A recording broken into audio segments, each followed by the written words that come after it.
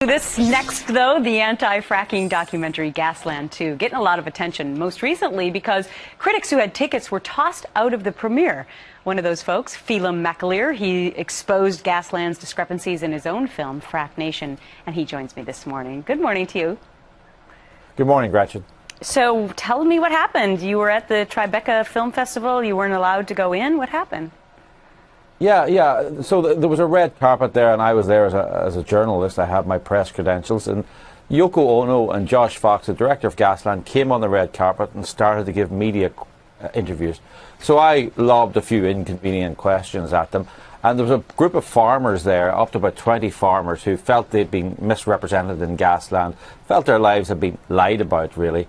So they started lobbing questions. It got a bit noisy, but it was very respectful, but noisy. And, you know, the red carpet. But Josh Fox refused to answer any questions. People accused him of lying. He refused to address those issues. The red carpet cleared, and myself and the farmers then just moved around to try and go into the Tribeca Film Festival, and we were told, no, you guys are not allowed. We don't want your sort here. We only want people who agree with us at the film. So let's take a look. You happened to videotape some of what went on the red carpet. Let's take a look.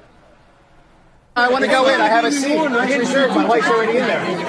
Right, here's the ticket. We're not going to let you in. We're not going to let you in. Because you've been making trouble. I bought 52 tickets. How was I making trouble?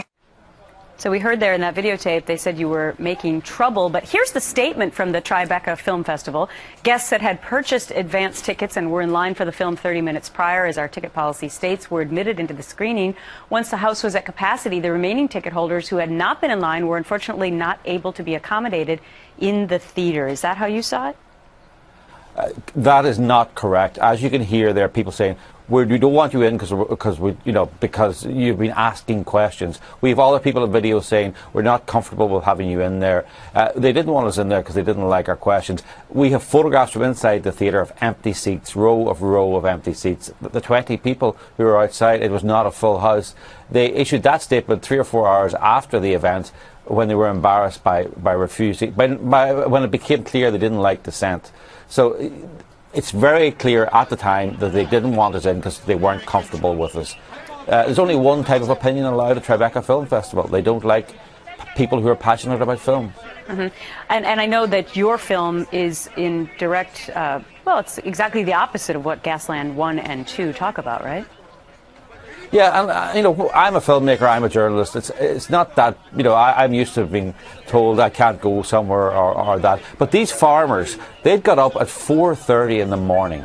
4:30 in the morning, travelled a couple of 100 miles to view this film, to see this film, and then they were just told, you're not welcome. I mean, I thought the Tribeca Film Festival would want people who travel hundreds of miles to see a film, but they don't want people, these kind of people who are passionate about film.